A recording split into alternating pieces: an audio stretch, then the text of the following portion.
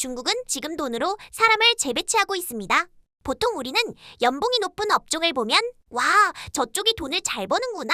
이 정도로만 생각합니다. 그런데 중국은 조금 다릅니다. 중국은 연봉을 그냥 시장 결과로 두는 게 아니라 어느 업종이 매력적이어야 하고 어느 업종은 덜 매력적이어야 하는지까지 손을 대고 있는 모습이 보입니다. 쉽게 말하면 이런 겁니다. 돈 굴리는 사람, 병 고치는 사람보다 반도체 만들고 AI 알고리즘 짜고 로봇 개발하고 에너지 기술 만드는 사람이 더 몰리게 판 자체를 바꾸고 있다는 겁니다. 오늘 영상에서는 이걸 3단계로 말씀드릴게요. 첫째, 왜 중국은 의사라는 직업의 매력을 떨어뜨리고 있는가? 둘째, 왜 금융권 월급까지 깎으면서 인재를 다른 데로 보내려 하는가? 셋째, 그래서 중국이 진짜 키우고 싶은 산업은 무엇인가? 그리고 마지막에는 이 흐름을 한국 주식에서는 어떻게 봐야 하는지도 같이 정리해보겠습니다. 중국 의료개혁을 보면 왜 의사가 힘들어졌는지가 보인다. 먼저 의료 쪽부터 보겠습니다. 중국은 1985년 덩샤오핑 시절 의료개혁을 하면서 병원 건물 같은 인프라는 국가가 제공하되 운영비는 병원이 스스로 벌라는 방향으로 갔습니다. 문제는 여기서 시작됩니다. 운영비는 알아서 벌라고 했는데 정작 진료와 수술 같은 본업의 가격은 낮게 묶어버린 겁니다. 약값 마진도 제한했고 병원 직원 월급도 준공공기관 수준으로 묶다 보니 병원이 본업으로 돈 벌기가 어려워졌습니다. 그러면 어떤 일이 생기느냐? 병원은 다른 통로를 찾게 됩니다. 정밀 검사를 더 많이 권하고 상위 병실을 늘리고 약값이나 의료 소모품에서 마진을 챙기고 심하면 리베이트나 촌지 같은 음성 통로까지 생기게 됩니다.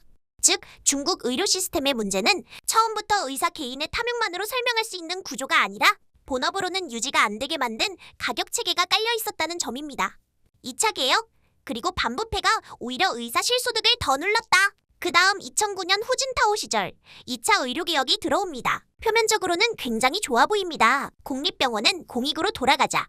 이 모토로 약값 마진을 0%로 만들고 부족한 재원은 진료비 인상과 정부 보조금으로 보충해주겠다고 했습니다. 그런데 약속이 충분히 채지지 않았습니다. 그럼 병원과 의사 입장에서는 어떻게 될까요? 기존 수입은 줄었는데 그걸 메워줄 공식 통로는 부족한 상태가 됩니다. 결국 다시 우회로를 찾게 됩니다. 리베이트, 촌지, 과잉검사, 고마진, 소모품 사용 같은 것들입니다.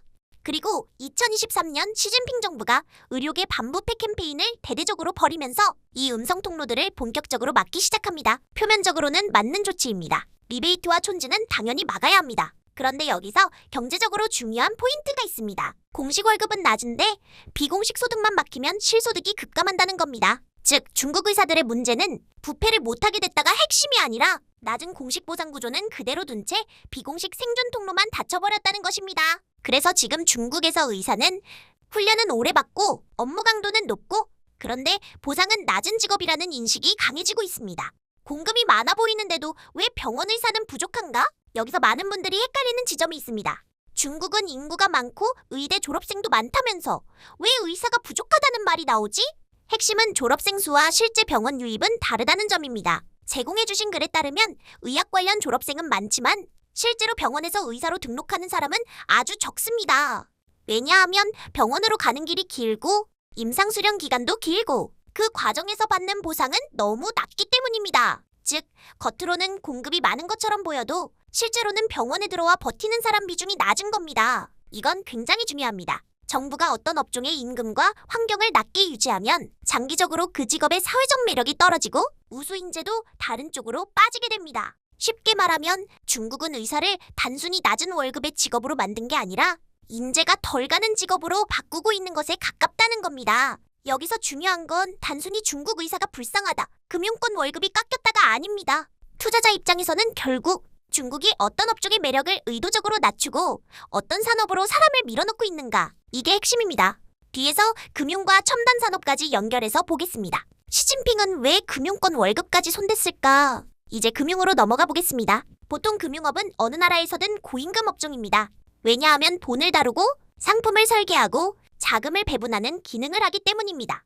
그런데 중국은 여기에도 손을 댑니다. 로이터에 따르면 2025년 중국은 인민은행, 국가금융감독총국, 증권감독기구 등 상위금융 규제기관 직원들의 급여를 절반 수준으로 낮추는 조치를 추진했습니다.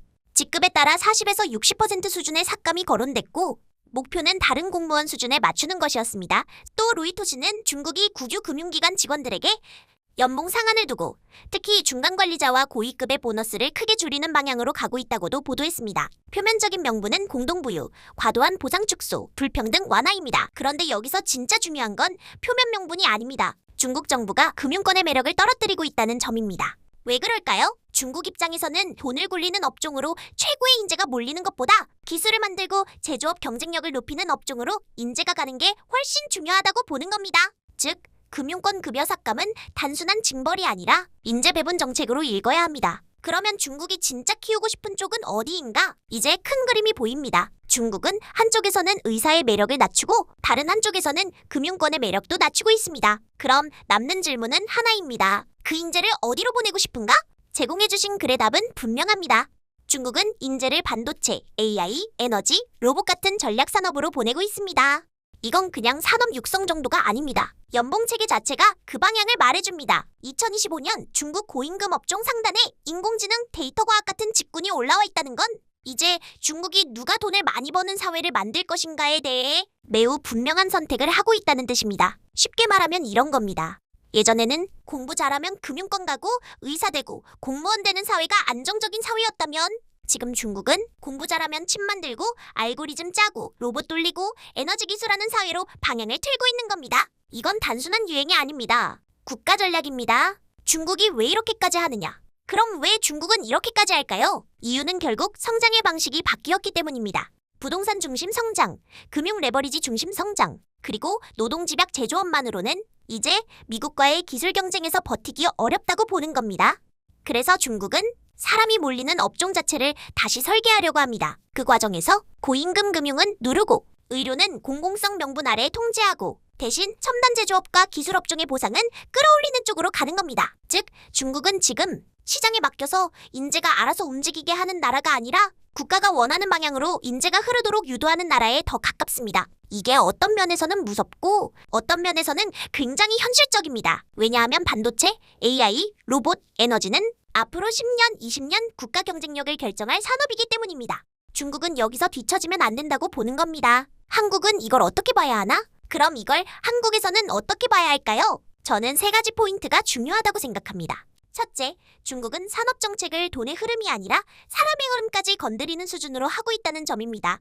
이건 단순한 보조금 정책보다 훨씬 강한 정책입니다. 결국 산업 경쟁력은 자본만이 아니라 사람이 결정하기 때문입니다. 둘째, 한국도 앞으로 인재가 어디로 몰리는지를 더 중요하게 봐야 한다는 겁니다. 지금 당장 실적이 아니라 5년 뒤 어떤 업종이 인재가 몰리고 어떤 업종이 기피되는지가 산업 경쟁력을 결정할 가능성이 큽니다. 셋째, 한국 주식으로 번역하면 이 흐름은 결국 AI, 반도체, 전력에너지 인프라, 로봇 자동화 장비 쪽을 더 길게 보게 만드는 논리로 연결될 수 있습니다. 반대로 단순히 돈을 중개하는 업종이나 규제에 따라 매력이 크게 흔들리는 업종은 정책 변화의 영향을 더 민감하게 받을 수 있습니다. 물론 중국식 모델을 그대로 한국에 가져올 수는 없습니다. 하지만 한 가지는 분명합니다. 국가가 어디에 사람을 몰리게 하느냐가 앞으로 산업 경쟁력의 핵심 변수가 될 수 있다는 점입니다. 오늘 내용을 한 줄로 정리하면 이겁니다. 중국은 지금 금융과 의사의 매력을 의도적으로 낮추고 반도체, AI, 에너지, 로봇 쪽으로 인재를 보내려 하고 있습니다. 겉으로 보면 의료 반부패, 금융권 공동부유, 공공성 강화처럼 보일 수 있습니다. 하지만 그 안을 들여다보면 훨씬 더 큰 그림이 있습니다. 누가 돈을 많이 버는 사회를 만들 것인가? 그리고 어느 직업으로 우수 인재가 몰리게 할 것인가를 국가가 직접 설계하려는 흐름입니다. 이건 단순한 중국 뉴스가 아닙니다. 앞으로 산업 경쟁이 보조금 경쟁, 기술 경쟁을 넘어서 인재 유치 경쟁으로도 간다는 신호로 볼 수 있습니다. 그래서 중국의 10대 고임금 업종을 보면 그 나라가 앞으로 어디에 모든 걸 걸고 있는지가 보이는 겁니다. 그래서 이 영상을 보신 분들은 아마 여기서 제일 궁금하실 겁니다. 그래서 한국 주식에서는 뭘 봐야 하냐? 중국이 인재를 어디로 밀어넣고 있는지, 그 흐름이 국내 어떤 업종과 종목으로 연결될 수 있는지, 어떤 분야는 수혜 가능성이 있고 어떤 종목은 기대만 과하게 반영될 수 있는지 따로 정리해드릴 수 있습니다. 종목 추천, 수혜주, 급등주, 피해야 하는 종목이 궁금하시면 설명란 구글 폼을 작성해주세요. 추가적으로 보유 종목이나 무료 종목 진단을 받고 싶으신 분들도 함께 남겨주시면 좋겠습니다. 오늘 영상은 이 한 줄로 마무리하겠습니다. 중국은 지금 임금으로 산업정책을 하고 있습니다. 돈의 흐름을 보면 결국 사람의 흐름까지 바꾸려는 의도가 보입니다. 감사합니다.